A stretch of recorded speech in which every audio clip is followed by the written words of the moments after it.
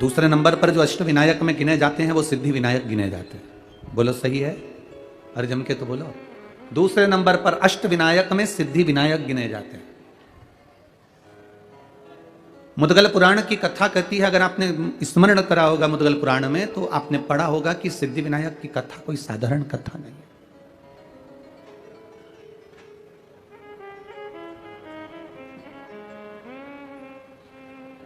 और सिद्धि विनायक मंदिर की विशेषता, उसका ज्ञान, उसका स्मरण हमसे ज्यादा तो आपको आता है, क्योंकि आप पुणे के रहने वाले हो। वो मराठी में क्या कह सकते हैं? सिद्धि विनायक मंदिरची माहिती तुमच्या चांगली आहे।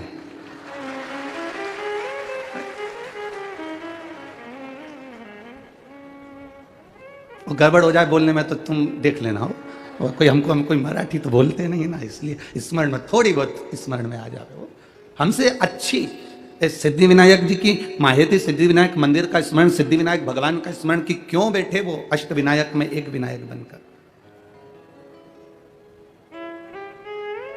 क्यों बैठे?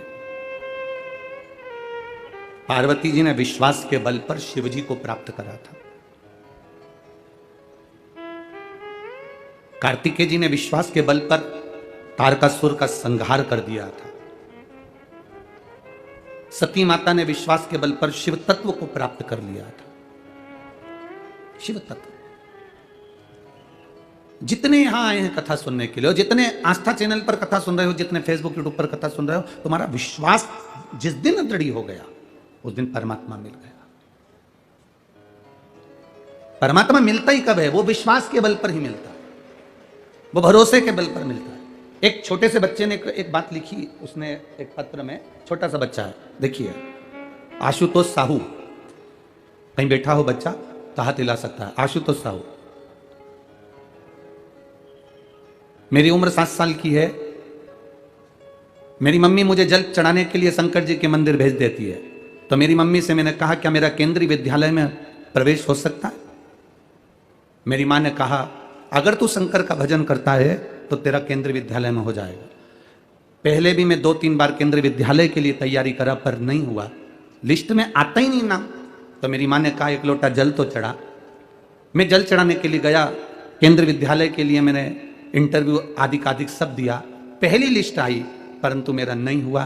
तो मैंने भी पानी का लोटा उठा के मंदिर में रख के घर आ गया। मेरी मम्मी ने पूछा लोटा कहाँ है? कि मंदिर में दिया। पूछा क्यों? वो खुद उठा के ना लेंगे। अरे तो उसको लेके आना था ना। गुस्सा हो गया हूं मैं भगवान से, लोटा भर के जल चढ़ाया तो भी नहीं सुना और मेरे लिस्ट में नाम ही नहीं आया। मां कहती है लोटा वापस लेके आ। मैं लोटा लेकर आया, मां कहती है मंदिर जाना मत छोड़, नहीं आया नाम अगले साल देखेंगे। बेटा वो लिख रहा है कि मैंने जल चढ़ाना नहीं छोड़ा, बाबा की कृपा का क्या गुणगान करूं गुरुदेव, मेरा एक केंद्रीय विद्यालय में नहीं 3 केंद्रीय विद्यालय में नाम आ गया। ये शिव तत्व है। ओ घड़ी शंभो, देवता देते हैं पल्ला झाड़ कर और मेरा महादेव देता है छप्पर फाड़ कर। जब दिया मेरे महादेव ने कम नहीं दिया, जिसको दिया वो थोड़ा नहीं दिया। जब वो देता है तो बहुता में देता है, बहुता। वो देता है तो बहुता में देता है।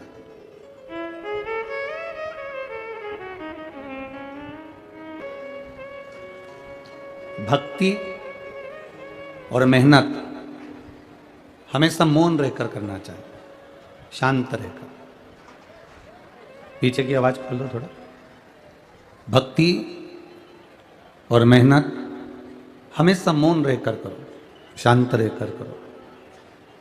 भक्ति और मेहनत जितनी शांत रहकर करते हो, तरक्की उतनी शोर मचाकर तुम्हारे सामने प्रकट होती है, उतनी शोर मचाकर प्रकट होती है। भक्ति में अगर तुम शोर करोगे या मेहनत करने में शोर करोगे कि मैंने तो इतना काम करा, मैंने तो इतना काम करा, तो तुम्हारी को सफलता अच्छी विद्वत्ता में नहीं मिलेगी, प्रबल नहीं मिलेगी। जो बच्चा कहता है ना कि मैं तो दिन रात पढ़ता हूँ, दिन रात पढ़ता हूँ, दिन रात पढ़ता हूँ, नंबर उसी के काम आते हैं। जो शांत रहकर, चुप रहकर अपना विद्या अध्ययन करता रहता, अपनी मेहनत में लगा रहता है, वो बच्चा और अच्छे नंबर से तरक्की की ओर आगे बढ़ जाता है। मौन रहकर मेहनत करो, मौन रहकर भक्ति करो, मौन रहकर मेहनत करो, वो फल अधिक मिलता है उसको। अब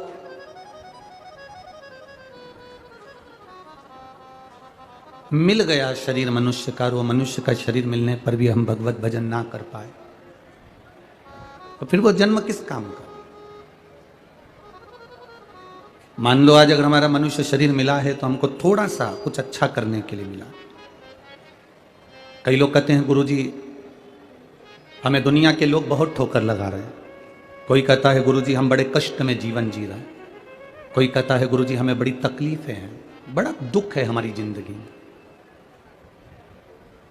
हम बहुत कष्ट की जिंदगी जी रहे हैं। हम आपसे कहें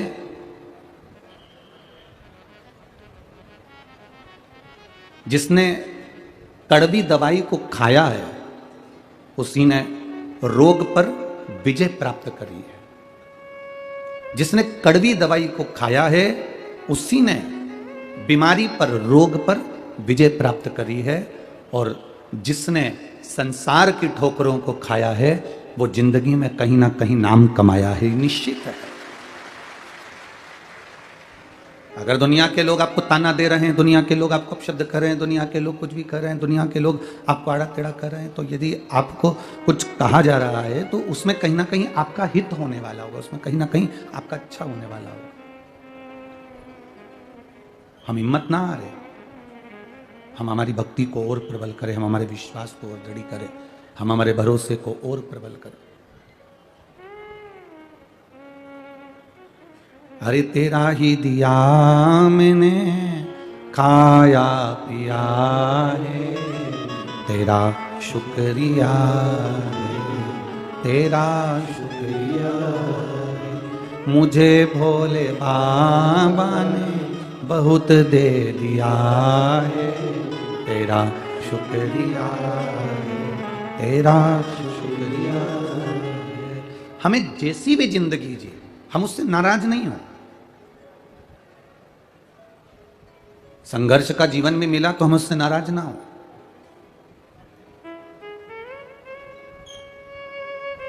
संघर्ष की जिंदगी भी मिले तो हम कभी नाराज ना हो। उसने दिए, कुछ अच्छा सोच कर दी होगी, कुछ अच्छा समझ कर दी होगी, कुछ अच्छा विचार कर दी होगी, कुछ अच्छा सोचा होगा हमारे लिए उस परमात्मा ने, कुछ अच्छा विचार करा होगा उस परमात्मा ने हमारे लिए।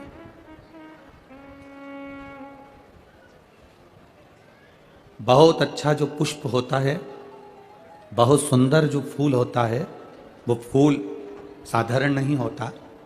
या तो कांटों में लगता है, या कीचड़ में खिलता है, या सूर्य की तपन झेलकर सूर्यमुखी हो जाता है, कीचड़ में रहकर कमल हो जाता है, कांटों में रहकर गुलाब हो जाता है। जो बहुत बहुत अच्छा होता है उसकी जिंदगी में कष्ट, तकलीफें बहुत आती है, और भगवान जैसे कीचड़ में कमल को ऊपर रखता है, कांटों में गुलाब को ऊपर रखता है, वैसे ही आपको भी परमात्मा हाथ में रखता है। उसमें आप यह ना सोचें कि बहुत कष्टप्रद जीवन है हमारा। एक पत्र आया है, उस पत्र में एक बहन ने लिखा है, पत्र सभी अच्छे हैं।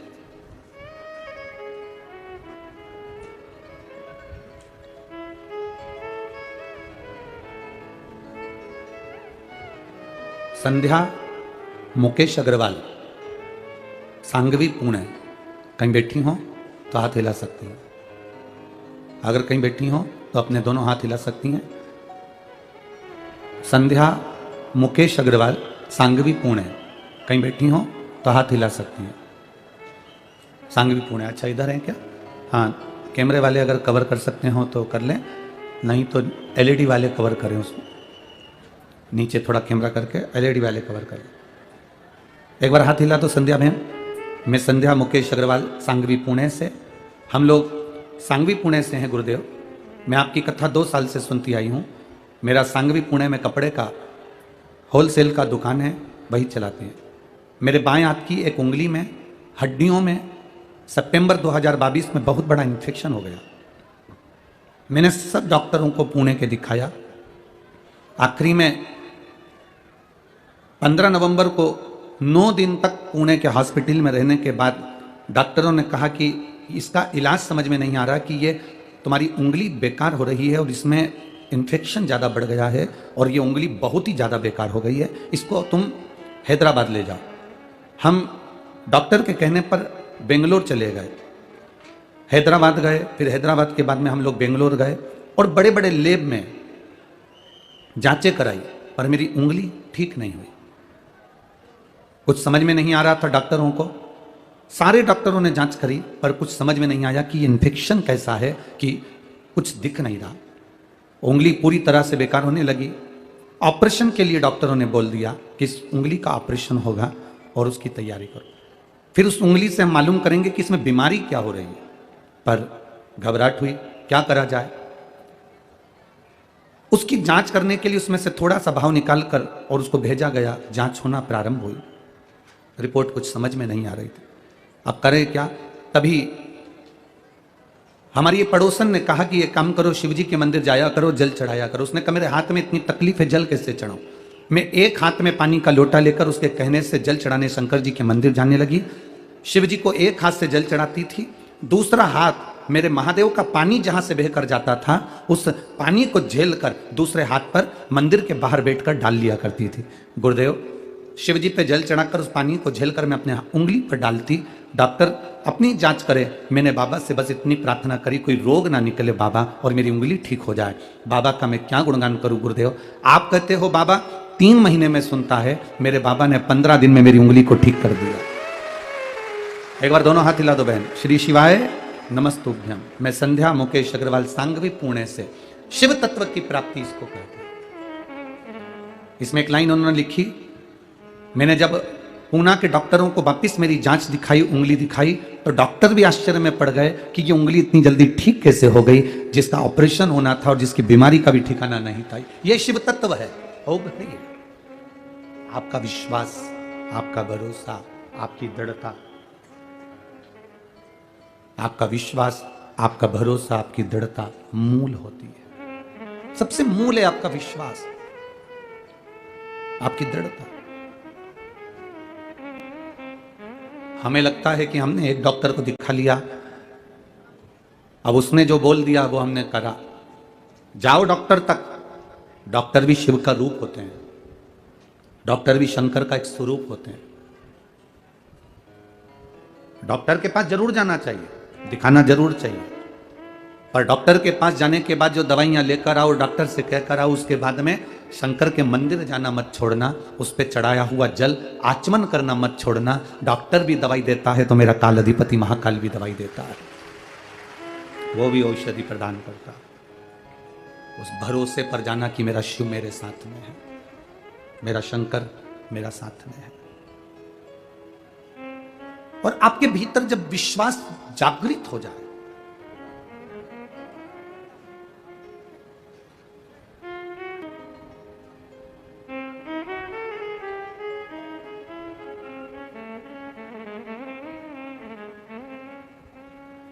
अभी एक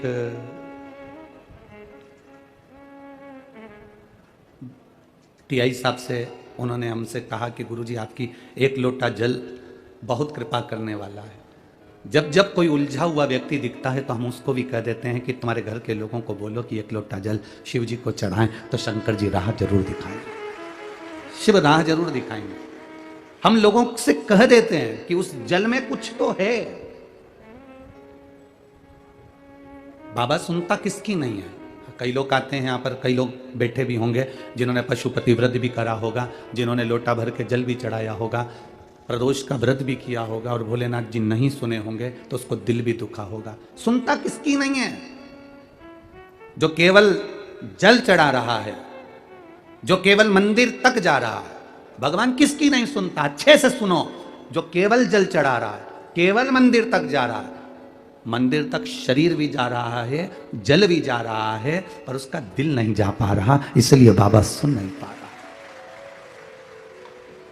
जिस दिन तुम दिल लेकर मंदिर में चले जाओगे, विश्वास लेकर आज भी तो आए हो, लाखों की संख्या में आए हो। अभी हम देख रहे थे आते आते रोड के डिवाइडर पर पेड़ों के नीचे लोग अपना अपना छाता लेकर रोडों पर बैठे हुए हैं, विश्वास लेकर आज भी तो पहुंचे हो।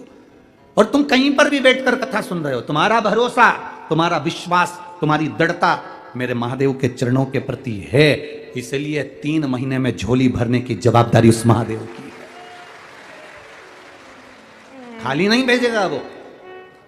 एक क्षण के लिए भी अगर आपने शिव महापुराण की कथा सुनी, और हम तो यहां तक कहते हैं जिन जिन पुलिस कर्मी की, जिन जिन डॉक्टरों की, जिन जिन सिस्टरों की, जिन जिन नगर निगम वालों की, जिन जिन प्रशासनिक अधिकारियों की ड्यूटी भी अगर इस कथा में लगी हुई है, वो भी तारीख लिख के रखना और 3 महीने इंतजार करना कि बाबा ने तुमको उन्नति की सीढ़ी पर चढ़ाया कि नहीं चढ़ाया। शिव तत्व क्या है उसको जाने तो सर। शंकर को हम पहचाने कैसे, शिव को हम जाने कैसे।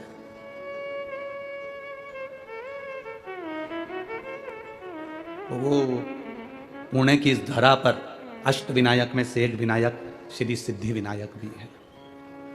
श्री सिद्धि विनायक कैसे?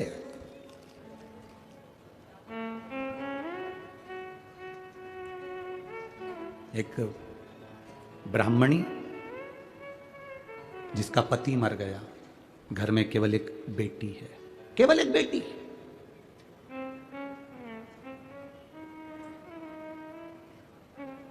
जिसका कोई नहीं उसका तो भोले है यारो। लोग कहते हैं कि ये चले गए तो हमारी जिंदगी का क्या होगा, हमारे जीवन का क्या होगा। कभी कभी बड़ा बड़ा भ्रम हो जाता है। एक सेठ जी कहते थे मैं मर गया तो मेरा पूरा परिवार मर जाएगा। मेरे घर के लोग मुझे बहुत चाहते हैं, मेरे परिवार के लोग मुझे बहुत चाहते हैं, मेरे मरने पर ये मर जाएंगे। मेरी पत्नी मुझे बहुत प्रेम करती है, मेरा बेटा मुझे प्रेम करता है, मेरी बहू मुझे प्रेम करती है, मेरा पोता पोती मुझे प्रेम करते हैं। मैं मर गया तो मेरे पीछे परिवार मर जाएगा। एक गुरुजी को मालूम पड़ा कि सेठ जी हमेशा एक ही बात कहते हैं, तो गुरुजी ने सेठ जी से कहा एक काम करो ना, आधे घंटे के लिए मर जाओ। तुम आधे घंटे के लिए मर के तो देखो कि कौन तुम्हारे साथ में मरता है, कौन मर रहा है। अकेले आए हो, अकेले जाओगे। क्या लेकर आए हो, जम के बोलो जरा। नहीं नहीं, ये लाइन तुम्हारी गड़बड़ है। क्या लेकर जाओगे? शिव पुराण तो कहती है कुछ तो लेकर जाओगे। क्या लेकर आए हो? कुछ तो लेकर जाओगे। कुछ लेकर नहीं आए, अपने हाथ से किया गया पुण्य अपने साथ लेकर जाओ। कोई दूसरा नहीं ले जाएगा, अपना पुण्य अपने साथ, अपना भजन अपने साथ, अपनी भक्ति अपने साथ। जैसे कल वो लड़की ने लिखा कि ये लक्ष्मण भाऊ का फोटो लगा हुआ है गुरुजी, जिन्होंने मुझे विद्या अध्ययन कराई, इसलिए मैं इस कथा में आकर बैठी हूं, क्योंकि भाऊ को नमन करती हूं, जिसको भले इनके परिवार वालों को नहीं मालूम है, पर भाऊ ने मुझे पढ़ाया है, इसलिए उनका एहसान जिंदगी भर नहीं भूल पाऊं। भले परिवार वालों को नहीं मालूम, पत्नी को नहीं मालूम, बच्चों को नहीं मालूम, किसी को नहीं मालूम। क्यों? वो व्यक्ति गया तो उसने कर कर क्या गया है।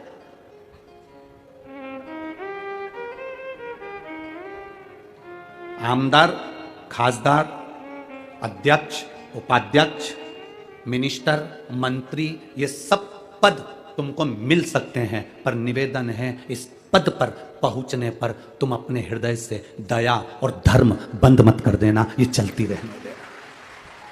उसका कारण यह है कुर्सी और पद तो बदलते रहेंगे, पर तुमने अगर कुछ पुण्य करा है, तुमने अगर कुछ दान करा है, तुमने कोई अच्छा कर्म करा है, तुमने जिंदगी में कोई अच्छा कृत्य करा है, तो वो तुम्हारे साथ जीवन पर्यंत यहां भी और वहां भी काम आएगा। और वो आता है, वो आता है।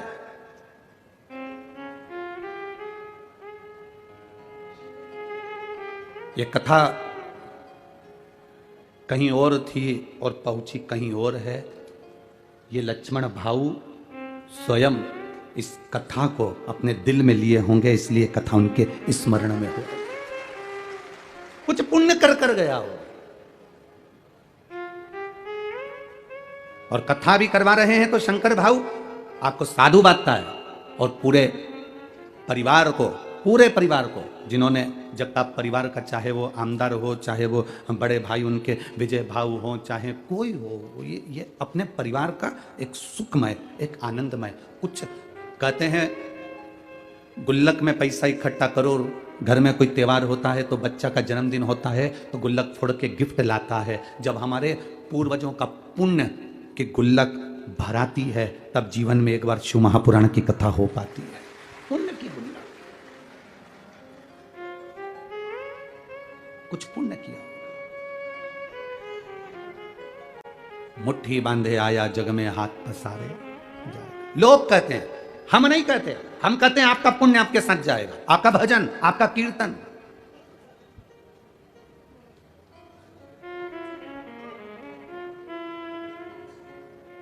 बीमा कंपनी वाले कहते हैं इतने का बीमा करा लो, तुम मरोगे तो घर वालों को इतना मिल जाएगा। दुनिया में केवल एक ही कंपनी है जो तुम्हारे मरने की बात तुम्हारी पत्नी के सामने करती है।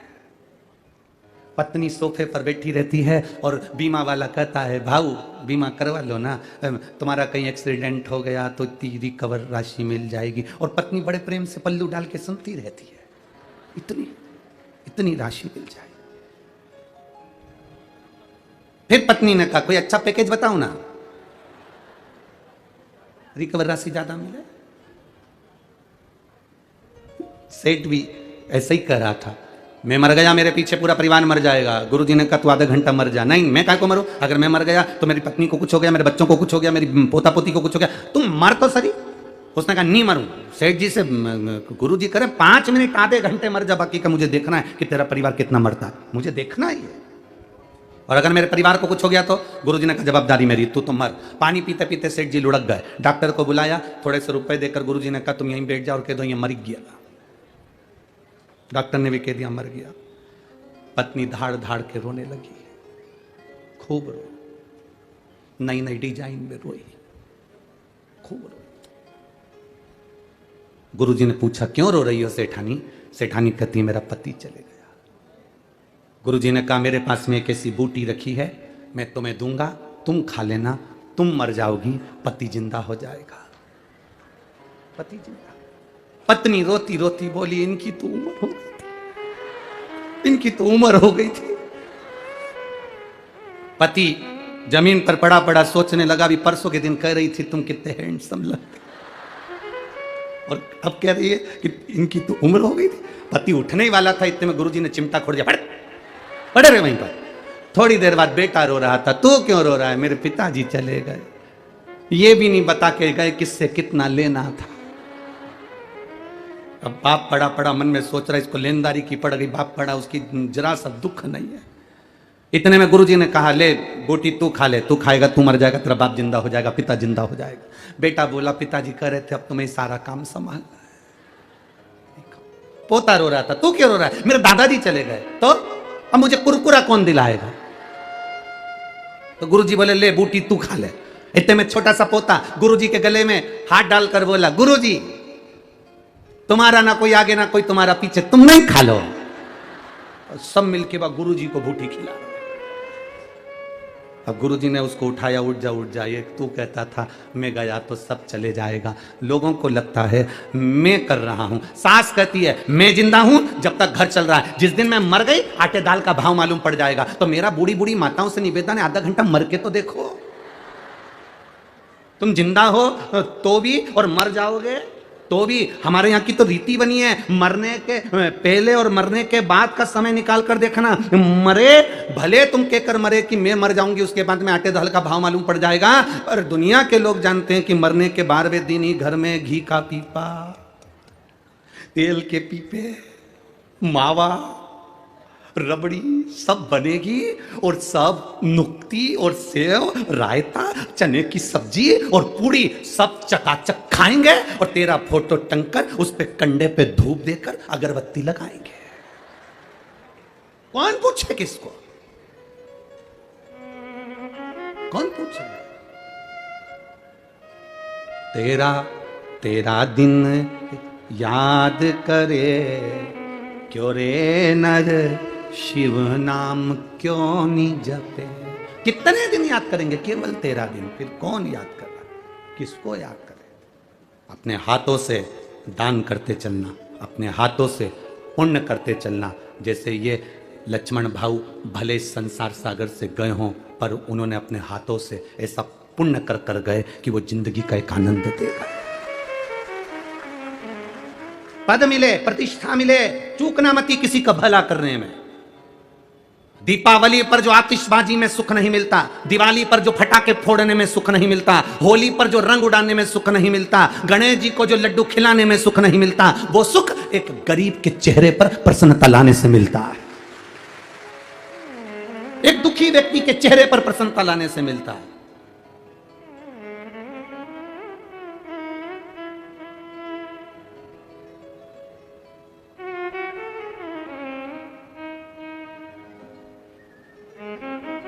बन सके कोई तुम्हारे पास में आए तो उसकी सहायता अवश्य करो, उसकी सहायता करो, ज्यादा नहीं तो थोड़ी करो, करो।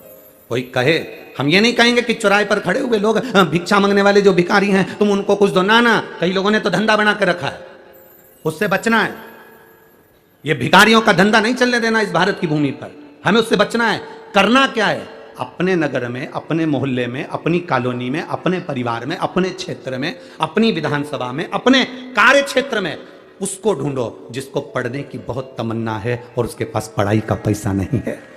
उसको ढूंढो जिसके शरीर में दवाई रोग है पर दवाई का पैसा नहीं है। उसको ढूंढो जिसको बहुत उन्नति करना है पर कोई सीढ़ी लगाने वाला नहीं है। उसके लिए तुम थोड़ा करने का प्रयास करो, आपको उसका एक आनंद जो मिलेगा वो दीपावली पर बम फटाके फोड़ने जैसी खुशियां प्राप्त हो। वो आनंद की अनुभूति आपके अंदर होगी, आपके अंदर प्रवेश करेगी।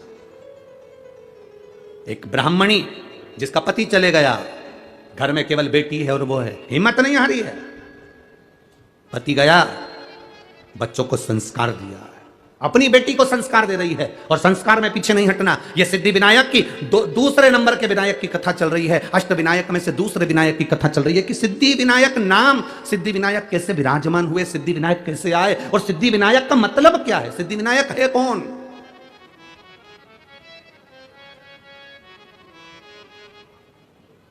जरा विचार करिएगा। रो रही है बेटी, मां ने पूछा क्यों रो रही हो तुम, किस लिए रो रही हो। मां, जब पिताजी थे ना तो मुझे गोदी में उठाकर स्नान कराने के लिए पवित्र पवित्र तीर्थ में लेकर जाते थे, पर अब मेरे पिता नहीं तो मुझे पवित्र तीर्थ में कौन लेकर जाए, कौन स्नान कराएगा मुझे।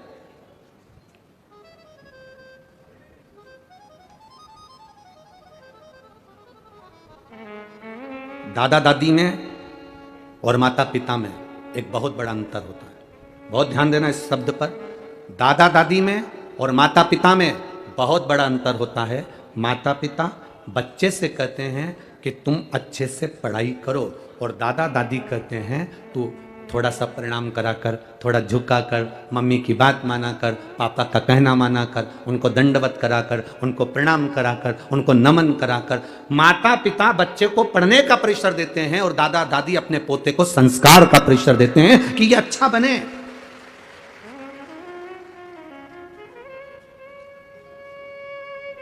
कार किसी के भी घर पर आ सकती है,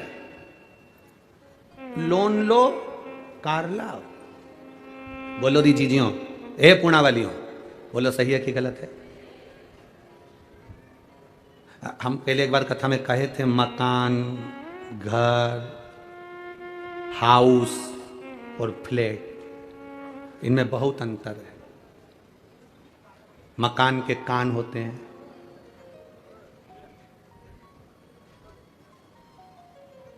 ये सब चीजें हमने कही थी। उसमें एक बात हमने ये भी कही थी, फ्लैट, आदमी इतना कर्जा ले लेता है कि नौकरी कर करके आखिरी में लेट जाता है। इतना लोन लो, गाड़ी लो, गाड़ी किसी के घर पर भी आ सकती है, कार किसी के घर पर भी आ सकती है। थोड़ा सा पैसा उठा लो, कार आ जाएगी। कार आने में दिक्कत नहीं है, कार किसी के यहां भी आ सकती है, पर संस्कार हर किसी के यहां नहीं आ पाते हैं। हर किसी के घर में संस्कार नहीं आ पाते। कार तो तुम कोई भी ला सकते हो, थोड़ा सा डाउन पेमेंट जमा करना, पैसा थोड़ा सा जमा कर कर कार लेकर आ जाओगे। संस्कार किसी किसी के घर में आते हैं। हर एक के घर में संस्कार नहीं आते। कई लोग यहाँ पर ऐसे भी बैठे होंगे जिनके बच्चे सवेरे उठते हैं, प्रणाम करते हैं, तब ऑफिस जाते हैं। बहू उठती है, मम्मी को प्रणाम करती है, नमन करती है, माँ कैसी हो, कोई दिक्कत तो नहीं है, आप पुणे आई हो, अच्छे से रहना माँ, थोड़े दिन के लिए आई हो, कैसी हो माँ। एक बहू वो होती है जिसके घर में माता पिता के संस्कार झलकते हैं और वो अपने घर के बुजुर्ग को आदर देकर चलती है। बेटा वो होता है जो अपने घर के बुजुर्ग को आदर देकर चलता है। और किसी किसी के घर में ऐसा भी होता है कि माँ रह रही है, खा रही है, पर बोलने का समय किसी के पास नहीं है। पिता रह रहा है, खा रहा है, पर बोलने का समय किसी के पास नहीं है। कार ज्यादा होंगी, बहुत कार होगी, उस कार का कोई मतलब नहीं है अगर घर में श्रेष्ठ संस्कार नहीं तो कार की महत्वता कुछ भी नहीं है। क्या महत्वता?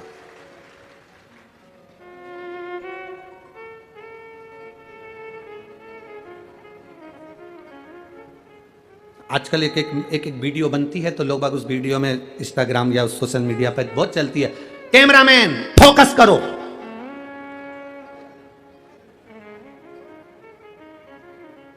वीडियो चलती है, उस पर लिखते कैमरामैन फोकस करो। हम भी तो कहते हैं शिव भक्त शंकर जी के चरणों पर फोकस करो।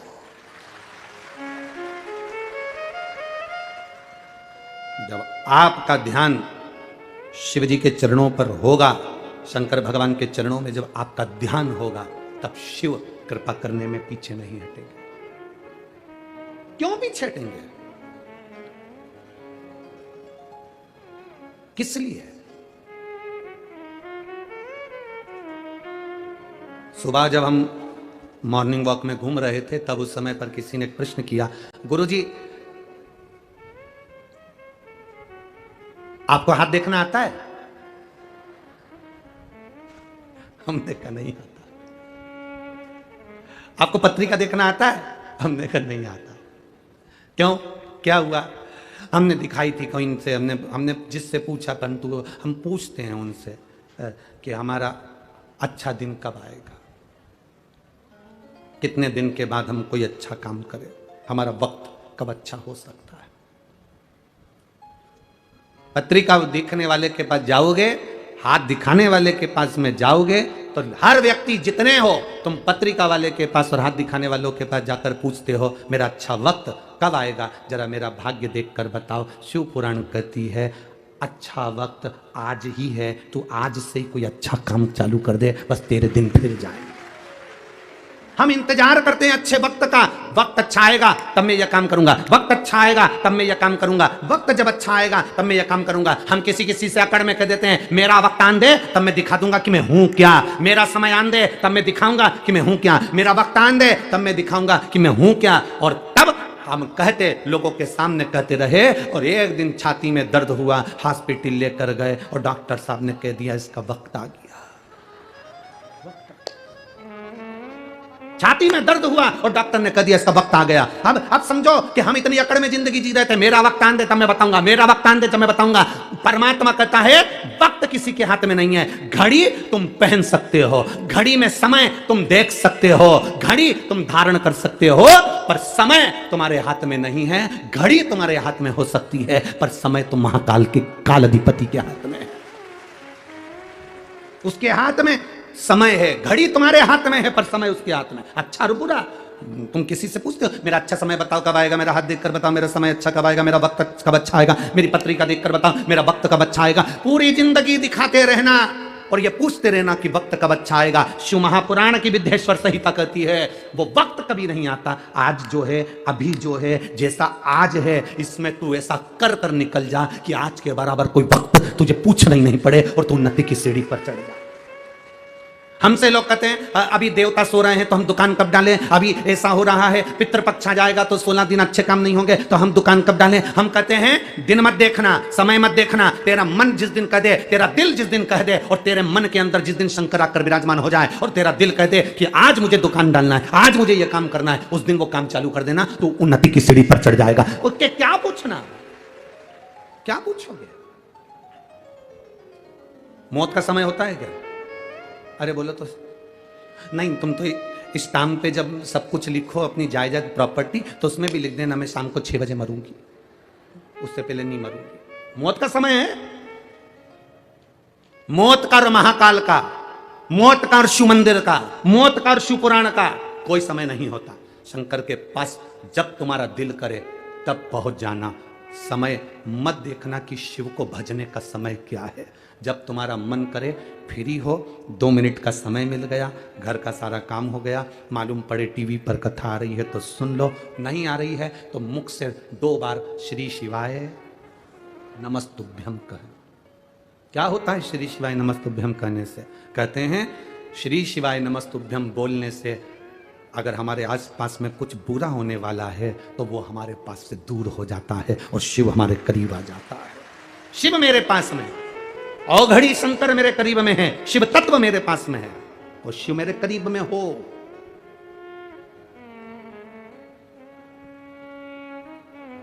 एक बच्चे के शरीर में बुखार आता है, उसको कष्ट रहता है, तकलीफ रहती है, तो बच्चा अपनी मम्मी और पापा से, पापा मुझे डर लग रहा है, तुम मेरे पास आ जाओ ना पापा। माँ मुझे डर लग रहा है, मम्मा तुम मेरे पास आ जाओ ना। काका मुझे डर लग रहा है, तुम मेरे पास आओ ना। काकी मुझे डर लग रहा है, तुम मेरे पास आओ ना।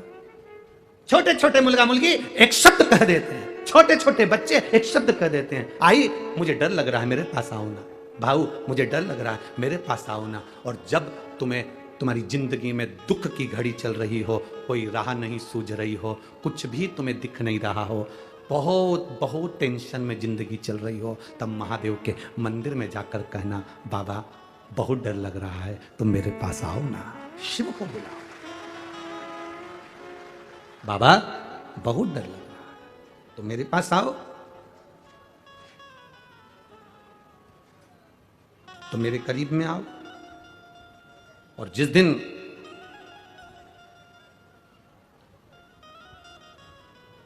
बाबा को तुम दिल से पुकारोगे, वो तुम्हारे सम्मुख में होगा, तुम्हारे नजदीक।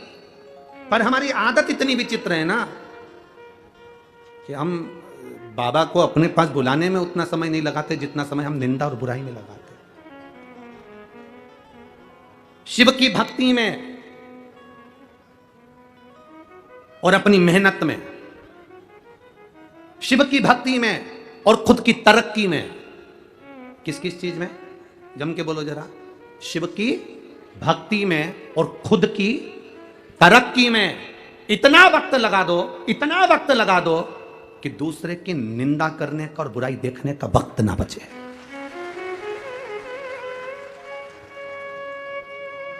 हम क्यों किसी की निंदा करें, हम क्यों किसी की बुराई देखें?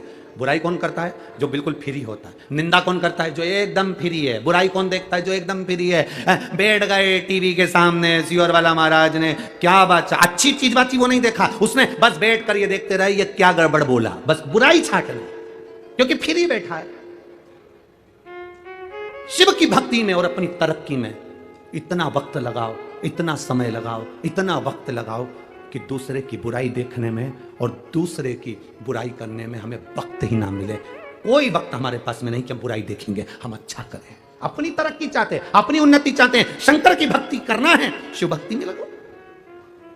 हम मंदिर भी गए हैं ना तो 2-4 बात कर कर आते हैं लोगों से, 2-4 बात करके आते हैं, भगवान की बात नहीं करते। मंदिर गए और जाते से पूछा, क्यों आज तेरा मुंह उदास है, क्या हो गया? बस मेरी बहू ने ऐसा कर दिया। हम मंदिर गए और फिर वहां जाकर विचार करा, क्यों कथा में नहीं आई? अरे अब क्या करता, तेरे यहाँ गाड़ी नहीं है क्या? कोई छोड़ने वाला नहीं है क्या? नहीं, बेटा ले जाता है गाड़ी, एक बार गाड़ी बहू ले जाती है। हम निंदा में लगे। मंदिर जाने के बाद तो हमारी बुद्धि चित्त ये सब परमात्मा में लगना चाहिए। शिव महापुराण की कथा में आने के बाद तुम्हारा दिल कथा में लगना चाहिए, तुम्हारा चित्त कथा में लगना चाहिए। कल कोई कह रहा था, गुरुजी ये पुणे महाराष्ट्र में जो कथा हो रही है सांगवी में, एक सुई भी गिर जाए ना गुरुजी तो कथा में मालूम पड़ जाए कि कहां गिरी है। इतनी साइलेंट रहकर लोग कथा सुनते हैं, इतना साइलेंट है। इसी को शिव भक्ति कहते हैं। भक्ति में अपना समय लगा दिया और अपनी तरक्की में अपना समय लगा, कहां फालतू का समय लगा। लोग फ्री बैठे हैं दिन भर बुराई करने के लिए, दिन भर निंदा करने के लिए। आप फ्री ना बैठे। माँ उस ब्राह्मणी ने अपनी बेटी को संस्कार दिए, संस्कार दिए तो बेटी गोदी में बैठकर रोती है कि अब मुझे तीर्थ दर्शन में तीर्थ स्नान कौन कराएगा? बच्चों का दिल बड़ा निर्मल होता है। उस बच्चे ने जैसे लिखा, बच्चे ने अपने पत्र में लिख दिया कि मैं तो लोटा ही नहीं रखी आया। अभी ये निर्मल मन है बच्चे का, ये बच्चे के मन में पाप नहीं है। और माँ कितनी कितनी विद्वान ऐसी माँ होगी जिस माँ ने कहा जा लोटा लेकर आ। और फिर माँ ने कहा दूसरे दिन चल पानी चढ़ाने जा। नहीं जाऊंगा, शंकर जी ने मेरे को फेल कर दिया, नहीं जाऊंगा।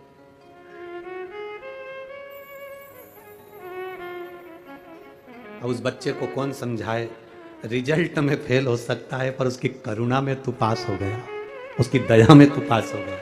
कौन समझाए उस बच्चे को। लोटा लेकर आ गया, रख दिया। ये विश्वास, दृढ़ता। ये एक पत्र और है बड़ा सुंदर, देखिए उस पत्र में एक बहन ने लिखा,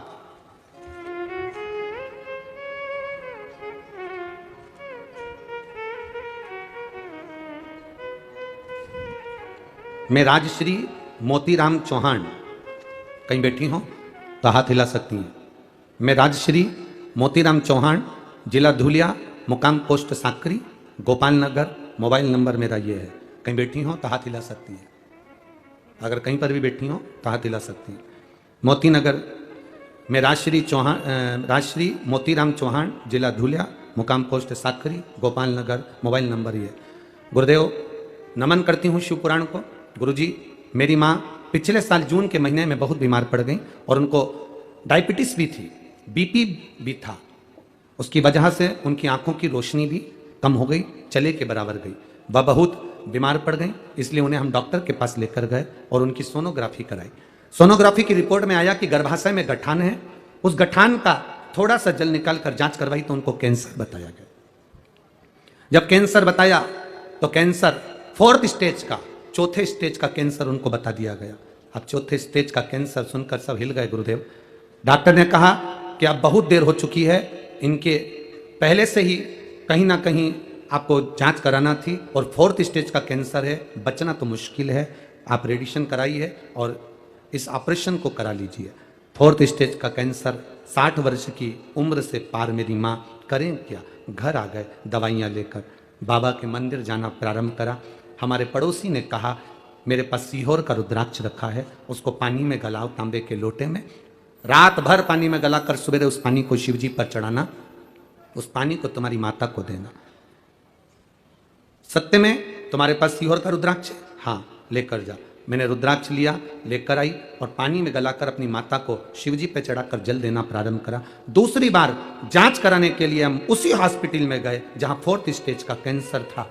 डॉक्टर को दिखाया तो जब 4th स्टेज का कैंसर वापिस डॉक्टर को दिखाया तो डॉक्टर उस जगह पर देखकर कहता है अब यह कैंसर 1st स्टेज पर आ गया है, 4th स्टेज पर नहीं बचा है।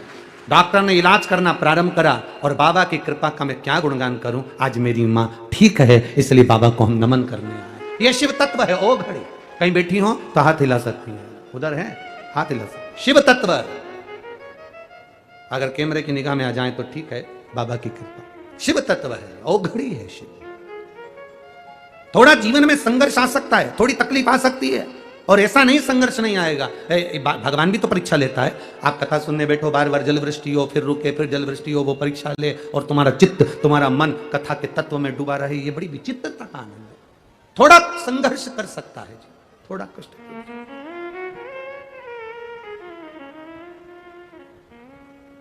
महाराज, अरे तेरा ही दिया मैंने खाया पिया है, तेरा शुक्रिया, तेरा शुक्रिया। मुझे भोले बाबा ने बहुत दे दिया है, तेरा शुक्रिया, तेरा शुक्रिया। मिले समय और बाबा दे तुम्हारे को तो कुछ अच्छा करने का प्रयास जरूर करो, कुछ अच्छा करो। और कितना सुंदर एक भजन की लाइन में आप लोग कहते हो ना कि भला किसी का, जम के बोलो जरा, भला किसी का कर ना सको तो बुरा किसी का मत करना, फूल नहीं बन सकते तो कांटे बन करना। अच्छा करने का प्रयास करो।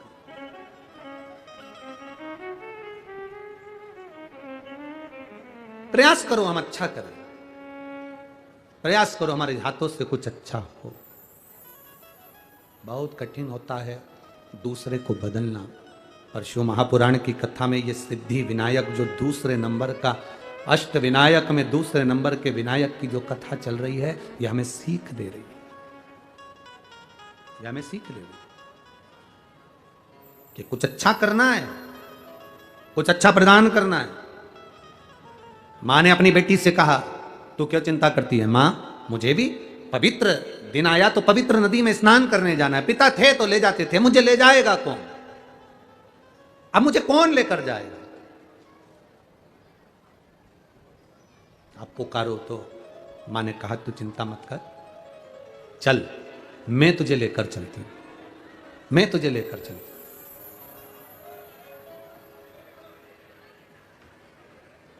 कल से थोड़ा सा ये दिए प्रज्वलित मत करा करो, थोड़ा आंच तेज हो जाती है ना, उसमें तेल होता है, थोड़ा सा उधर करो, दीप दूर कर लो।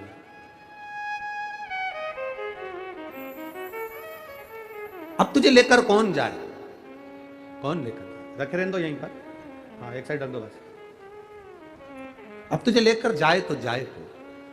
मां कहती है क्यों चिंता करती है? रहने दो रहने दो रहने दो, अब हो रहा है, जल्दी दो। अब तुझे लेकर जाए तो जाए को। शिव कथा कह रही है, मां कहती है मैं तुझे लेकर चलूंगी, मैं ले चलती हूं तुझको। और मां अपनी बेटी को जब ले जाने लगी, ले जाती है। मां ने विचार करा कि बेटी को लेकर जाऊंगी, छोटी सी बेटी है, मात्र 7 वर्ष की उसकी उम्र है,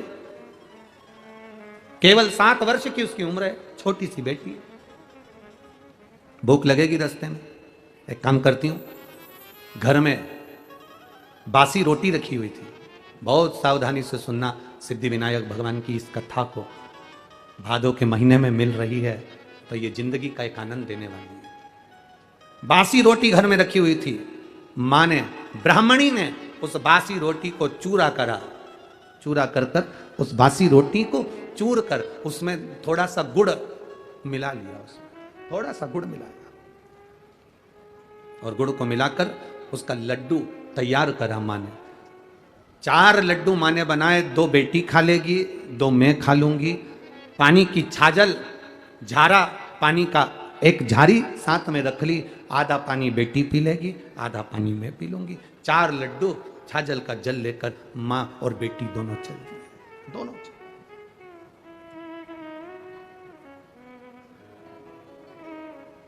और लगन तुमसे लगा बैठे, जो होगा देखा जाएगा, तुम्हें अपना बना बैठे, जो होगा देखा।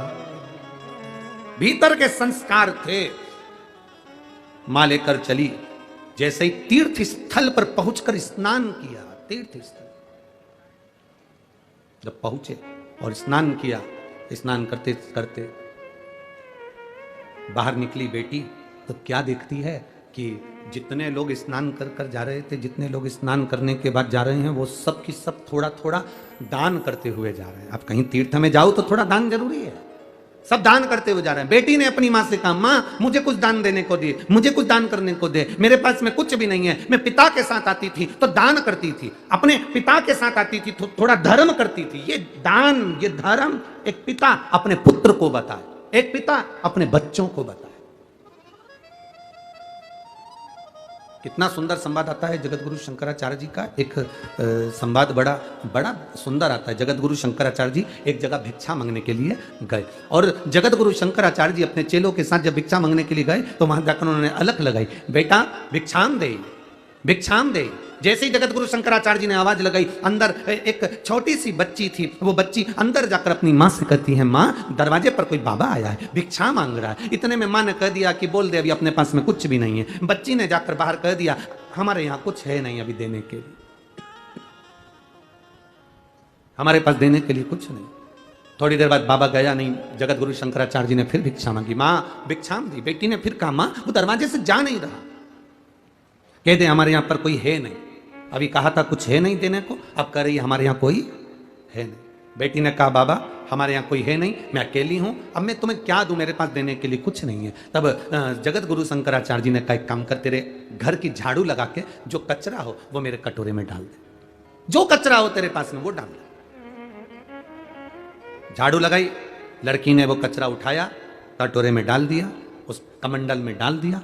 कमंडल को लेकर जगत गुरु शंकराचार्य जी जब चले तो उनके शिष्य ने कहा, गुरुदेव ये क्या करा तुमने, कचरा ले लिया। जगत गुरु शंकराचार्य जी ने कचरे को फेंक दिया और अपने शिष्य से कहा, उसकी मां ने अपनी बेटी को ज्ञान दिया कि घर में कुछ नहीं है, कोई है नहीं, कुछ नहीं है, कुछ नहीं है। और मैंने बेटी को ज्ञान दिया कि कुछ भी दो पर देव जरूर। बेटी ने भले कचरा दिया पर उस बेटी की आदत में देने की आदत तो पड़ेगी। बेटी को कम से कम देने की आदत तो पड़ेगी।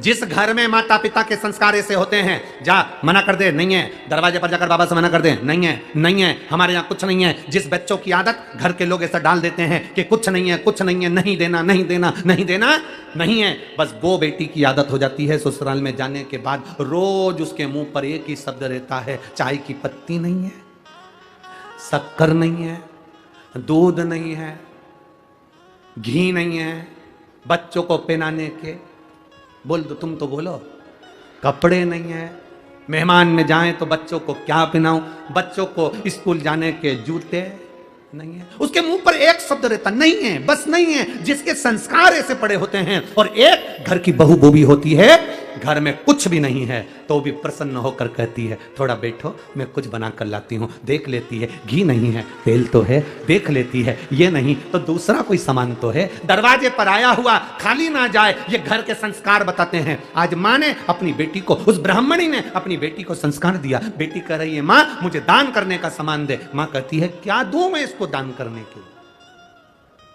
4 लड्डू थे, हाथ में जल था। माँ ने 4 लड्डू बेटी को दे दिए, जल दे दिया और बेटी से कहा, ले ये जल ले जा, ये लड्डू ले जा। बेटी कहती है, मैं दान किसको करूं। इतने में मां के मुंह से निकल गया, गणेश जी को 2 लड्डू दे देना और आधा पानी पिला देना, और 2 लड्डू तू खा लेना और आधा पानी तू पी लेना।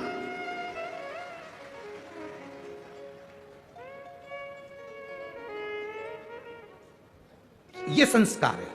ये नहीं कहा कि कहा गणेश जी को 2 लड्डू दे देना और आधा पानी तू पी लेना और आधा पानी गणेश जी को पिलाना, ले जा जा।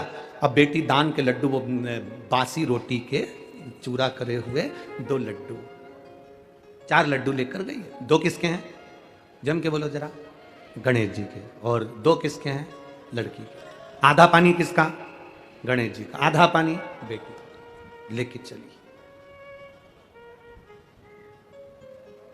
अब बासी रोटी का चूरा का लड्डू, आज के जमाने में बासी रोटी का चूरा करके अगर घर के किसी सास बहू को दे दे या बहू सास को दे दे तो दोनों के मुंह भगोने जैसे हो जाते हैं, भगोने जैसे। और वो भगोना भी ऐसा जो बहुत दिन से नहीं मंजा ही नहीं है, ऐसा भगोने जैसा। और इंतजार करती है बहू, इंतजार करती है अपने पति को, देख लो तुम्हारी मम्मी को, मेरे को 4 दिन घर में काम नहीं करना था ना, तो मुझे बासी रोटी खाने को दी है। मैं रजस्वला धर्म से हो जाती हूं तो मुझे खाने को भी ठंडी रोटी मिलती है। और फिर इधर सास भी कह देती, देख ले तेरी बहू को, मुंह में दांत नहीं तो भी बासी रोटी खाने को देती है।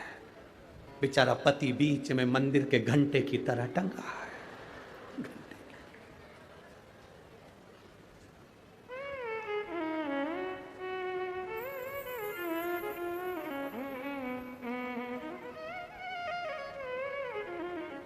एक ही है,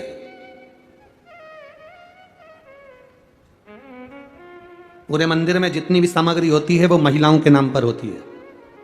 पूजा, रोली, मौली, हल्दी, तुम जितनी भी थाली, अगरबत्ती, जितनी भी नाम निकलेंगे महिलाओं के नाम पर निकलेंगे। किसी ने पूछ लिया था, पूरे मंदिर में जो भी सामान है वो महिलाओं के नाम पर है, पुरुषों के नाम पर कुछ नहीं। हमने कहा है घंटा, कैसे नहीं है, एक है घंटा है, टंगा, जो आता है बजा जाता। तो भी कभी घंटा शिकायत नहीं करता कि मैं टंगा हूं, बहुत दिन से। और कोई कोई की तो इतनी आदत रहती है, वो जब से 10-20 बार नहीं बजा दे उससे, तब तक उसे चैन नहीं मिलता। घंटा भी कहता है क्यों बजा रही है इतना, क्यों बजा रही है? परेशान, क्यों बजा। अब बासी रोटी का चूरा और उसमें गुड़ मिला हुआ और उसका लड्डू बनकर 4 लड्डू माने दे दिए, 2 गणेश के और 2 तेरे। आधा पानी गणेश पिएगा, आधा पानी तू पीना, जा दान कर करा। और बेटी हाथ छुड़ाकर माँ का 7 साल की बेटी भरे उस मेले में से, वो बेटी जो भरचक मेला था, उस मेले में से वो बेटी बाहर निकली।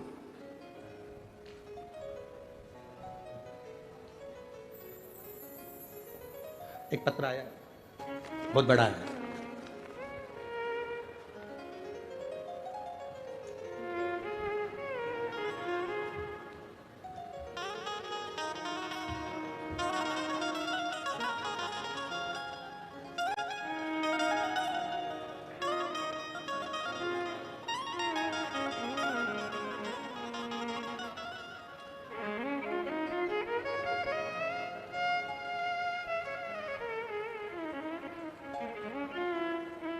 वैभव महादेव पवार, मोहोल जिला सोलापुर। कहीं है, कहीं बैठे हो तो हाथ हिला सकते हैं। वैभव महादेव पवार, मोहोल जिला सोलापुर। गुरुजी, बाबा का क्या वर्णन करूं। मेरी बहन ने आपके बताए अनुसार प्रदोष व्रत करा और उस व्रत में दिया लगाया। दीप लगाने का फल यह मिला कि मेरी बहन के घर संतान नहीं थी, तो 8 साल के बाद मेरी बहन का गर्भ ठहरा और उसके यहाँ संतान हुई। गुरुदेव, संतान तो हो गई। हम 3 बहन अपने पिताजी को साथ में लेकर अब ये विचार कर बाबा से प्रार्थना करी कि तुमने संतान दी है तो हम सीहोर जाकर प्रणाम करेंगे। कावड़ यात्रा में हम सीहोर पहुंच गए। गुरुदेव, हमारी बहन और तीनों बहन और हम सब जब कावड़ यात्रा में गए, बच्चा छोटा था तो बहन बच्चे को लेकर कावड़ यात्रा की भीड़ में नहीं जा सकी। मैं अकेला कावड़ लेकर चला, पर हमारी बहन और बच्चा दोनों की दोनों इस भीड़ में पीछे आगे रह गए, मिल ही नहीं रहे थे। हम बहुत ढूंढे, थोड़ी देर बाद मिल गए। बच्चा और बहन दोनों प्राप्त हो गए, पर कावड़ यात्रा में इतनी भीड़ थी कि कुबेरेश्वर धाम के दर्शन नहीं हो पाए। तो मेरी बहन ने भी दरवाजे के बाहर एक कंकर को उठाकर लेकर आ गई और बाबा से कहकर आई, अब हम तुम्हारे यहाँ आ गए हैं, अब कुछ भी हो तुम्हें महाराष्ट्र आना है। और बाबा से कहकर आई, मेरी बहन यहीं पुणे में रहती है, तो बाबा को निमंत्रण देकर आई कि तुम्हें आना पड़ेगा। और आज हम प्रसन्न इसलिए हैं कि तुम कहते हो गुरुजी, बाबा 3 महीने में सुनता है। कावड़ यात्रा में निमंत्रण देकर आए थे, 1 ही महीने में पहुंच गए। 1 ही महीने। शिव तत्व इसी को कर। आपका विश्वास, आपने अपने बच्चों को क्या दिया है, संस्कार कैसे दिए हैं। हारना तो नहीं सिखाया अपने बच्चों को। ये शिव महापुराण की कथा किसी को हारना नहीं सिखाती। शिव महापुराण की कथा कहती है, जब दुनिया से हार जाओ तब आखिरी में मेरे बाबा कुबेरेश्वर के दरवाजे पर जाकर 1 कंकर की पूजन कर कर 1 कंकर की पूजन। बहुत लोग कहते हैं कुबेरेश्वर धाम पर शिव जी नहीं बैठे, लोग कहते हैं कुबेरेश्वर धाम पर प्राण प्रतिष्ठा नहीं हुई। कुबेरेश्वर धाम पर अभी पूरी व्यवस्था नहीं है, सब काम चल रहा है, निर्माणाधीन है। ना वहां पर ज्यादा ठहरने की व्यवस्था है, ना वहां पर रुकने की व्यवस्था है, ना वहां पर पूरी कोई व्यवस्था है।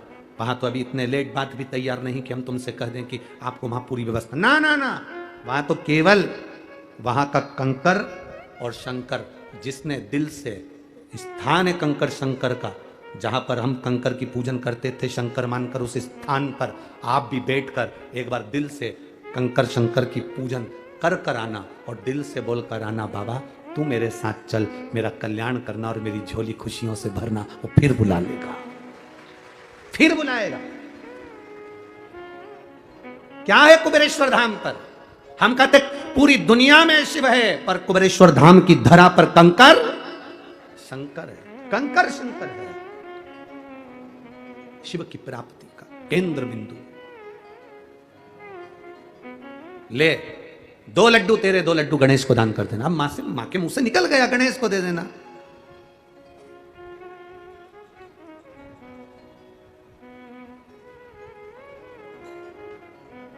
गणेश को दे देना, मां के मुंह से निकल गया। अब मां करे क्या? बेटी ने हाथ छुड़ाया, भीड़ बहुत थी और बेटी माता का हाथ छुड़ाकर चल दी। उसको ढूंढने के लिए मेरी मां ने कहा है 2 लड्डू गणेश को देना। अब गणेश को बेटी ढूंढ रही है, गणेश मिले कहां? ढूंढते ढूंढते बेटी जंगल की ओर बढ़ गई। सिद्धकोट की ओर बढ़ गई, जंगल की ओर। उसको नहीं मालूम कि वो कहां पहुंच गई, उसको नहीं मालूम। मां बेटी को ढूंढ रही है, बेटी मां को ढूंढ रही है। बेटी मां को नहीं ढूंढ रही, बेटी गणेश जी को ढूंढ रही है। 2 लड्डू देना है, पानी पिलाना है, फिर मेरे को लड्डू खाना है और पानी पीना है, दान करना है मुझे। गणेश जी मिले तो सही। ढूंढते ढूंढते जंगल में पहुंच गई, भीड़ से दूर, भयंकर जंगल, भयंकर वन। बेटी उस जंगल में, उसको भय नहीं है, मां को भय है मेरी बेटी कहां चली गई, पर बेटी को भय नहीं है क्योंकि वो ढूंढने गणेश जी को गई है। जो शंकर को ढूंढता है, जो परमात्मा को ढूंढता है, उसको वीराने में भी भय नहीं होता। जो संसार को ढूंढता है वो भय खाता है।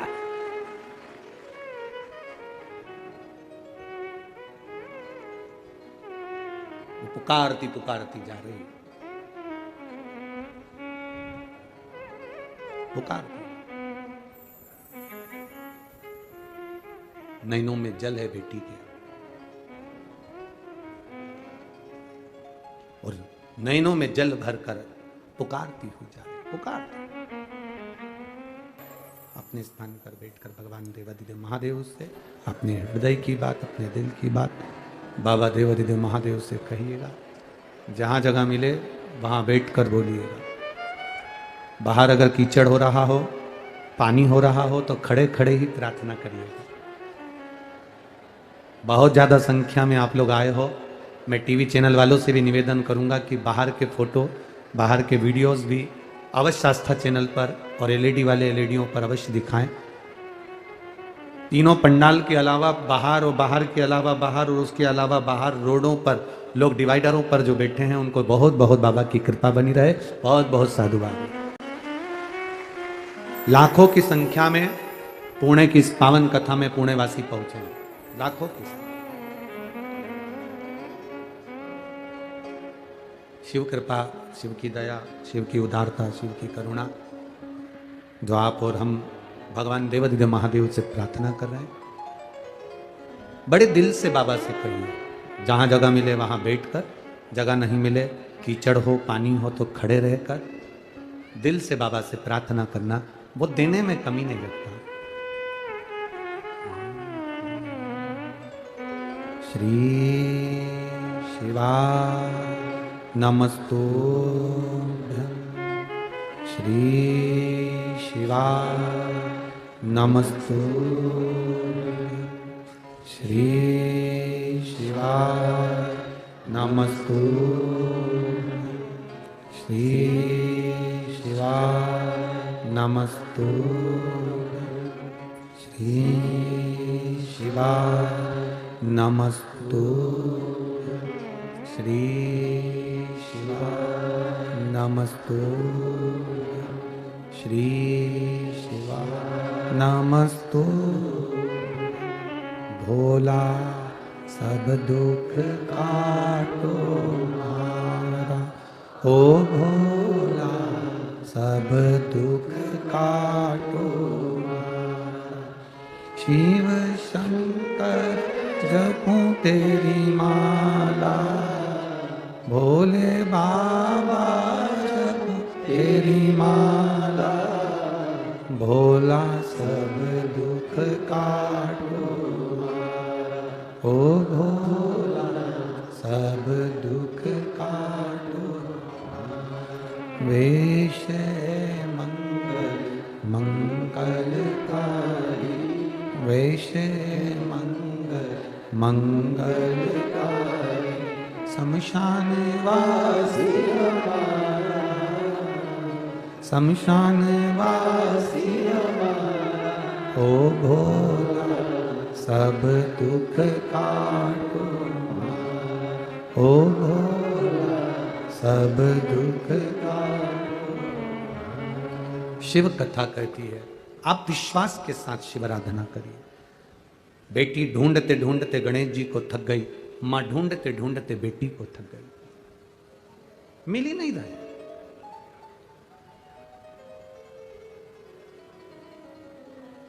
जिस कमरे में अंधेरा होता है, उस कमरे में प्रकाश के लिए, उजाले के लिए दिया लगाया जाता है, बल्ब लगाया जाता है, ट्यूबलाइट लगाई जाती है, एलईडी लगाई जाती है, हेलोजन लगाई जाती है, या अपने मोबाइल की टार्च चालू कर कर कमरे में से अंधेरे को हटाया जाता है, उजाले को करा जाता है।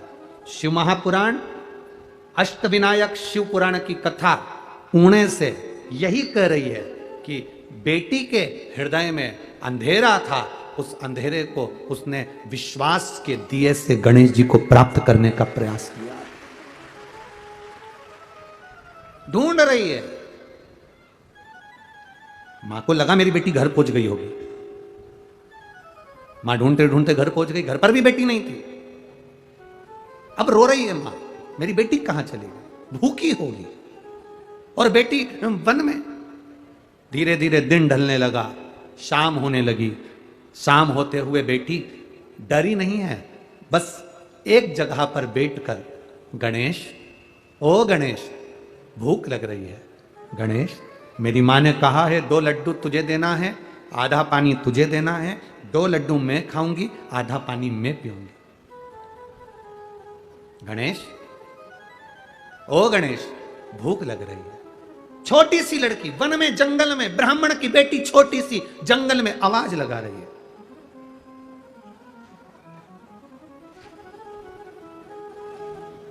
गणेश जी के कानों में शब्द गया, भगवान विष्णु के कानों में शब्द गया, देवादिदेव महादेव के कानों में शब्द गया, ब्रह्मा जी के कानों में शब्द गया। सब एक जगह पर एकत्रित हुए। गणेश जी से कहा, जाओ, छोटी सी बच्ची पुकार रही है। गणेश जी एक लड़के का रूप रखकर उस बेटी के पास में गए और 2 लड्डू को मांगने लगे। लड़की ने मना कर दिया, तू कौन, तू कौन? भगवान को लड्डू नहीं दिए। गणेश जी जब बच्चे का रूप रखकर, एक लड़के का रूप रखकर गए, मना कर दिया, नहीं देती। तू कौन है? अब भगवान कहें कि मैं गणेश, तो लड़की भी बहुत चतुर, जैसे ही उस बालक ने कहा, लड़के ने कहा कि मैं गणेश, तो लड़की ने कहा तेरी सूंड कहां है, बता सूंड कहां है तेरी। गणेश जी बोले, हम भगवान है ना, तो असली स्वरूप में नहीं आते, इसलिए हम ऐसे आए। तो लड़की ने कहा, असली स्वरूप में नहीं आते, लड्डू असली चाहिए। लड़की ने भी कह दिया, मैं भी लड्डू नहीं दूंगी तेरे को, जा। भगवान गणेश जी विचार कर रहे हैं कि कितनी जिद्दी है, तो कितनी जिद्दी है। लड़की ने कहा, जिद करती हूं पर किसी दूसरे से नहीं करती, जिससे मेरी पहचान है उससे ही करती हूं।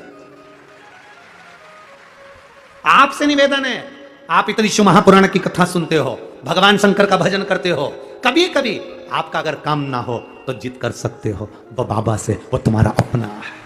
एक पत्र आया है, देखो।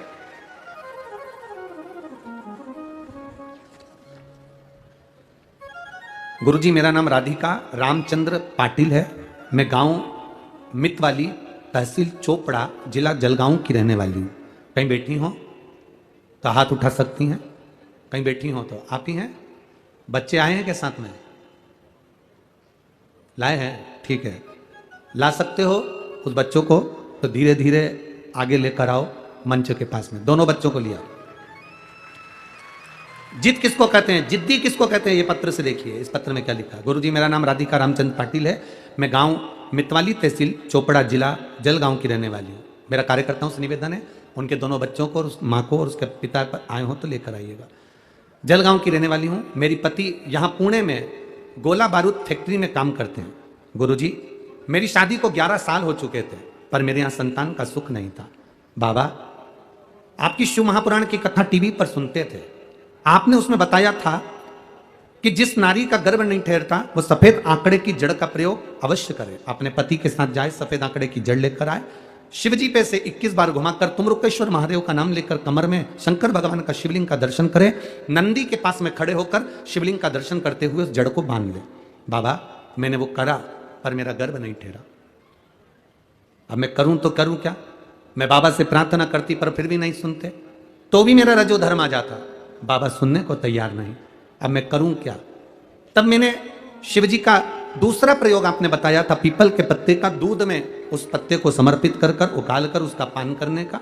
शिवजी का वो चढ़ा हुआ पत्ता में पान करती, बाबा का मैं क्या गुणगान करूं गुरुदेव। बस केवल पशुपति और वो प्रयोग जब प्रारंभ किया, 3 महीने भी पूरे नहीं हुए और बाबा की कृपा से मेरा गर्भ ठेर गया। अब गर्भ तो ठेर गया, डॉक्टर को दिखाया तो उसने कहा कि तुम्हें संतान का सुख है, अब तुम्हारा गर्भ ठेरा है। जो डॉक्टर कहता था तुम्हारे यहां संतान नहीं होगी, तुम्हें सुख नहीं है संतान का, 11 साल से जहां इलाज चल रहा था सब हार चुके थे, तब मेरे बाबा ने मेरी गोदी में संतान दी बाबा, और गर्भ ठेर गया। डॉक्टर को अंदाजा नहीं था कि इसके गर्भ में 2 बच्चे हैं। वो तो हमेशा कहता रहा कि तुम्हारे गर्भ में एक संतान का सुख है, पर जब समय आया और बाबा की कृपा से मेरे गर्भ से 2 बच्चों ने जन्म लिया। आप कहते हो गुरुदेव, देवता देते हैं पल्ला झाड़कर और महादेव देता है छप्पर फाड़कर।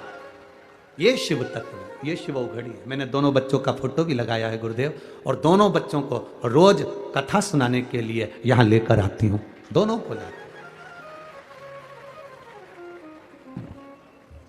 फोटो भी लगे हैं, देख लीजिए आप लोग, शिव तत्व है। एक पत्र और बड़ा सुंदर आया है, देखिए।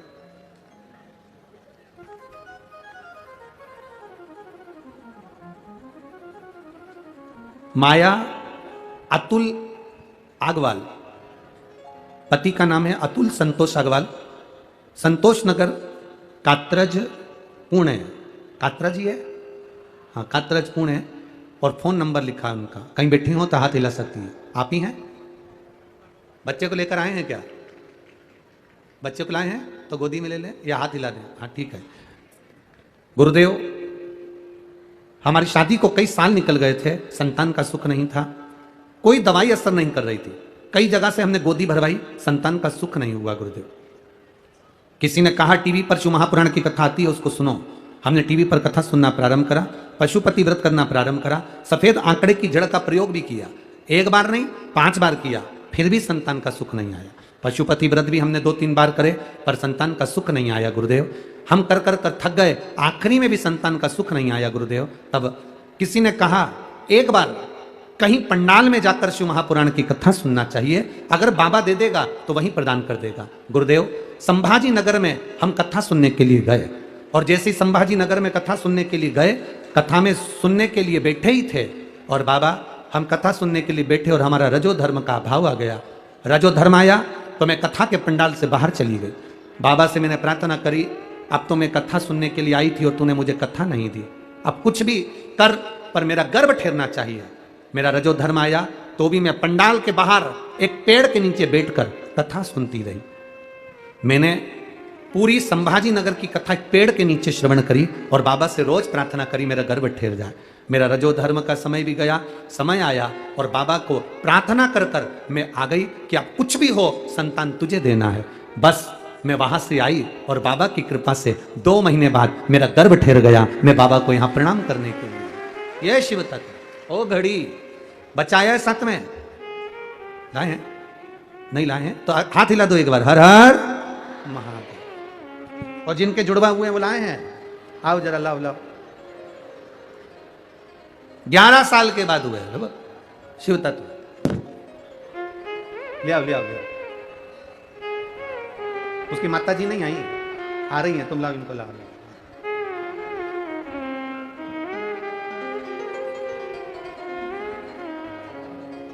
अरे भोले भंडारी रे,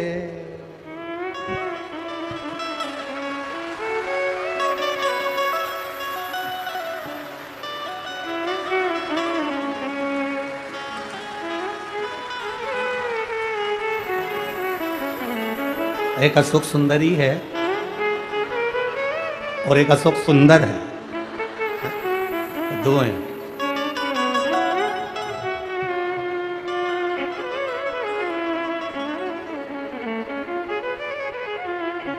जो नाम उनका लेवे भोले जी दर्शन देवे, भोलेनाथ ब्यूटी।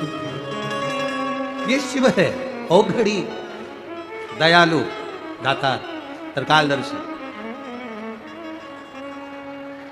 कैलाशी अविनाशी। अरे लुटा दिया भंडार काशी वाले, कर दिया माला काशी। ओ लुटा दिया भंडार का शिवा ने, कर दिया माला का शिवा ने।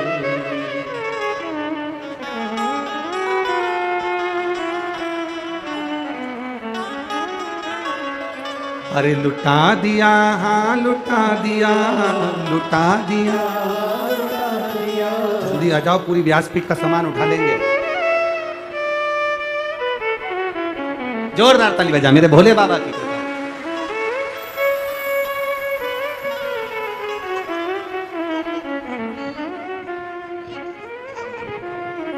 दे बेटा, बधाई आपको।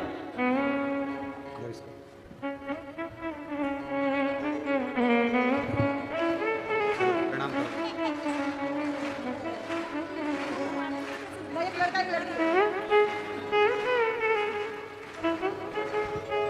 बाबा।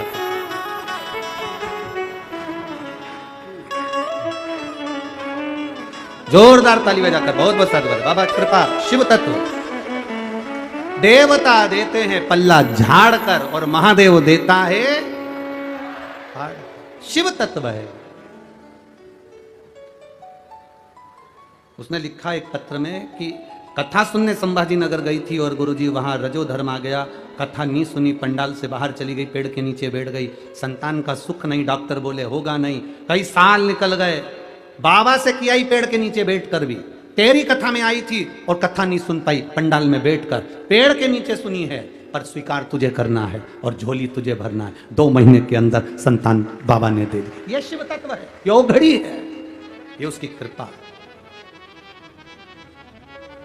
कहा मां रो रही है, मेरी बेटी कहां चली गई? बेटी उसके पास गणेश जी आ गए, बालक का रूप रखकर पहचान नहीं पा रही है। भगवान को पहचानोगे कैसे?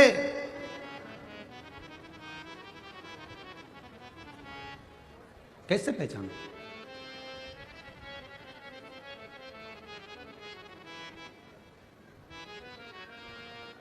महाराज शिव पुराण कह रही है, भगवान शंकर का संवाद कर रहा, शिव तत्व कह रहा,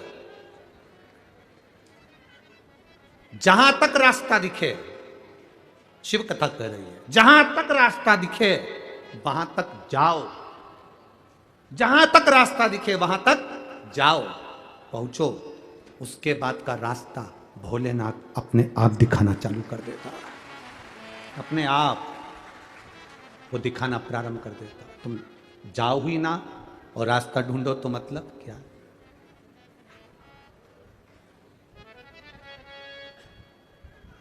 महाराज इस उम्मीद से मत फिसलो कि कोई तुम्हें उठाएगा, इस उम्मीद से मत फिसलो कि कोई तुम्हें उठाएगा, इस सोच से मत डूबो कि कोई तुम्हें बचाएगा।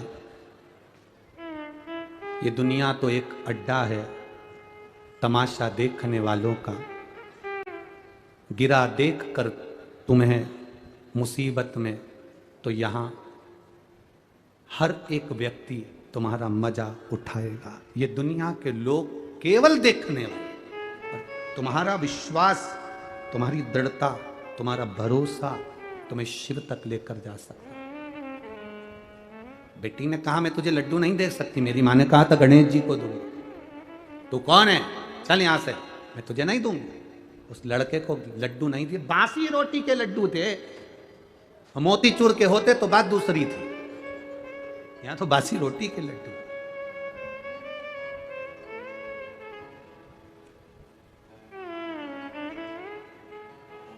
कितनी प्रसन्नता है। ये महाराष्ट्र वालों की बड़ी दिल का भाव है। महाराष्ट्र के लोग गुड़ का जो गुड़ होता है ना, तो आधी ढेली का तो वो गणपति बना लेते हैं और आधी ढेली का नैवेद्य लगा देते हैं। गुड़चा गणपति, गुड़चा नैवेद्य, आधे आधे में दोनों काम हो जाते हैं।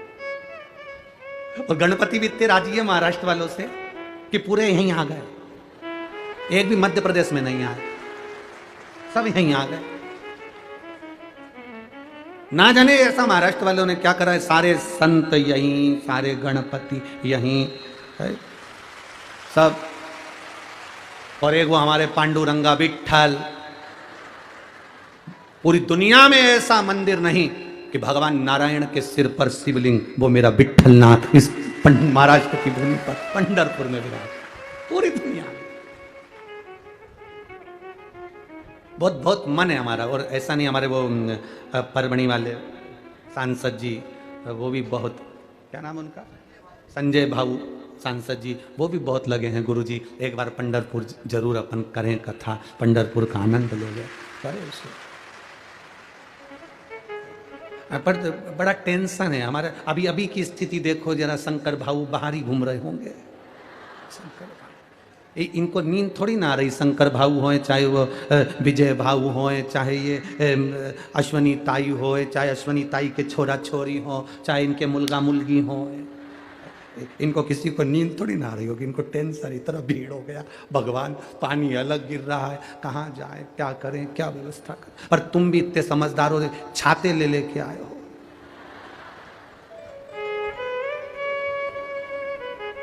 और कई कई तो इतने विचित्र हैं, ऐसे आते हैं जैसे पिकनिक मनाने जा रहे हैं। भगवान मूंगफली भी लिया है, चना भी लिया है, परमल, सेव और कांदा और टमाटर। और हमने तो जाते जाते देखा, बड़ी ऐसे पूरी दरी बिछा हुआ, तो आज पानी गिर रहा है तो नजारा नहीं दिखेगा, नहीं तो वो तो ऐसे पन्नी मन्नी बिछा के सब ऐसा गोला बना के बैठ गए। माइक में कथा चली रही है और इन्होंने ऐसे डब्बा लाई इतना बड़ा स्टील का, उसमें डाल के यूं हिलाया और हिला के और ऐसा पुंगा बना लिया उन्होंने। भगवान, और सब ऐसे बैठ के सब खा रहे हैं। और यहाँ सीवर वाला महाराज कथा गा रहे हैं।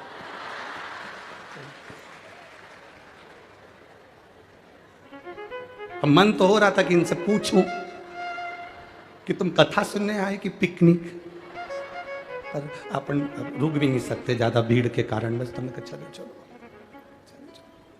और यहाँ एक की बात नहीं है, तुम भी कोई कम थोड़ी ना हो। घर से चली थी तो कुछ ना कुछ अपने बैग में डाल के लाई है। जैसे ही बस महाराज नहीं देखे उतनी देर में, ये भाई लोग भी बहुत इंतजार में बैठे रहते हैं। जैसे ही महाराज जी बस इंतजार करे महाराज जी का, और इन्होंने जेब में से निकाला और मल ले। और जैसे ही महाराज जी भजन गाए तो ये फटकी लगा ले। और जैसे ही महाराज जी बोले हर हर, बहुत चतुर है भाऊ लोग, इनके तुम कहीं कम समझो क्या, सरल है।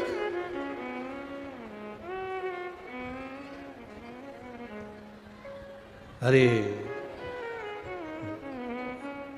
माझा विठ्ठल पांडुरंगा, माझा विठ्ठल पांडुरंगा, विठ्ठल विठ्ठल विठ्ठला, माझा विठ्ठल पांडुरंगा, माझा विठ्ठल पांडुरंगा। ये शिव की कृपा, उदारता, दया। बेटी ने गणेश रूपी वो बालक को लड्डू नहीं दिए। कोई पकवान होता चल जाता, बासी रोटी के लड्डू भी ना दिए। गणेश जी कह रहे हैं मैं गणेश, मैं गणेश। जैसा उस लड़की के साथ हुआ वैसा के वैसे कर्माबाई के साथ हुआ था, वैसा की वैसा ही। कर्माबाई के माता पिता कहकर चले गए थे भगवान को भोग लगा देना। कर्माबाई ने सोचा क्या बनाऊं, बनाना आए जब तो 4 साल की कर्माबाई खिचड़ी बनाने के लिए तैयार हुई। इतना बड़ा भगोना रख दिया अग्नि पर, 1 बाल्टी पानी डाल दी, 1 कटोरी चावल, आधी कटोरी दाल। अब वो खिचड़ी बने इतने बड़े भगोने में। कपड़े पे कलप देने का माड़ तैयार हो गया।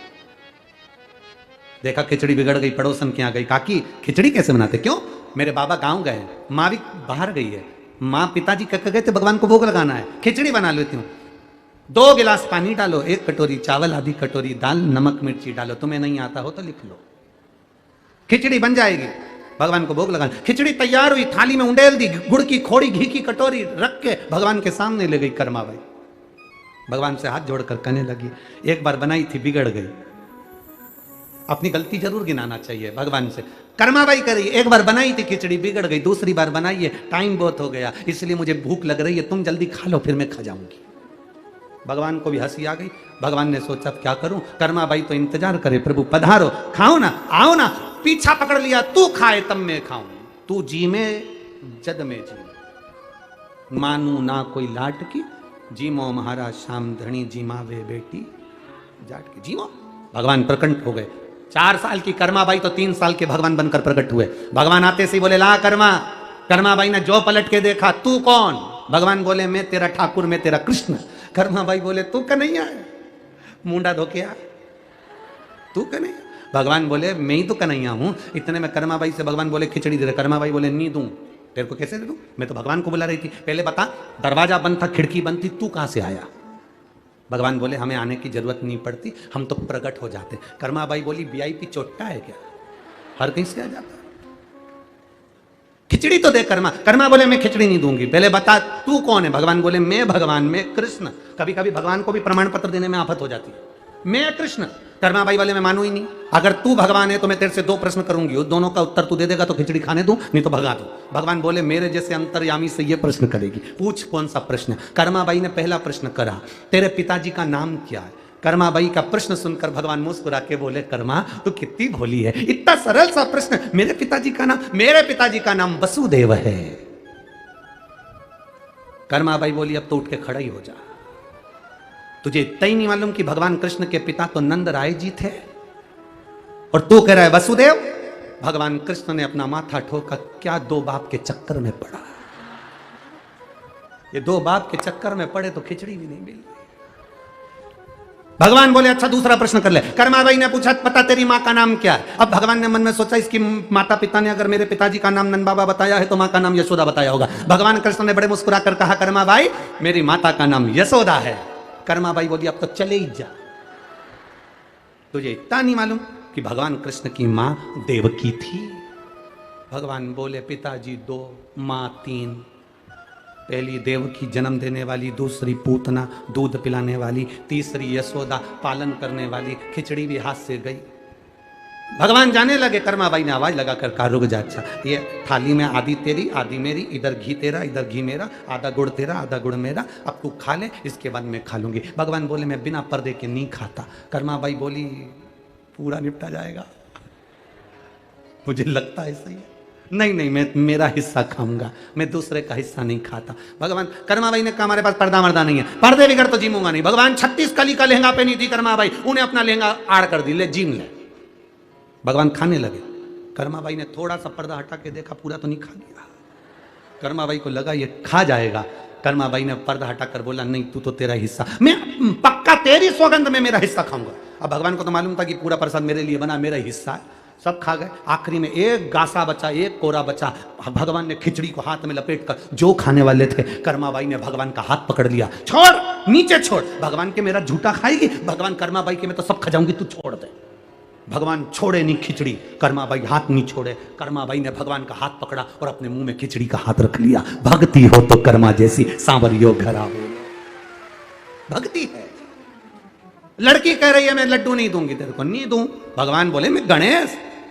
इतने में वो लड़की बोली कि तुम गणेश तो तुम्हारी सूंड कहां है? सूंड दिखा। भगवान बोले हम ऐसे नहीं आते, हम तो रूप बदल के आते हैं। तो कर्मा वो लड़की बोली कि तुम रूप बदल के आते हो, कोई बात नहीं, पर हम लड्डू ना देंगे तुमको, चाहे कुछ भी। नहीं दिया, रखा लड्डू ना दिया, कहा दे। इतनी जिद भगवान गणेश जी कर रहे हैं, इतनी जिद कर रहे हैं कि वो जिद के आगे बेटी सुनने को तैयार है। अभी बच्चे अगर जिद पे अड़ जाए तो कोई माने? वो माने। शिव कथा कह रही है, सिद्धि विनायक गणेश जी की कथा कर रही है। दूसरे नंबर के विनायक है सिद्धि विनायक, जो जिद पर बेटी अड़ी है, ब्राह्मण की कन्या अड़ी है। कैसी जिद करती है वो वर्णन सुनेंगे आगे। यहां देवाधिदेव महादेव की आराधना माता सती ने करी और सती शिव को पाकर अपने प्राणों को यज्ञ अग्नि में कूद कर त्याग दी।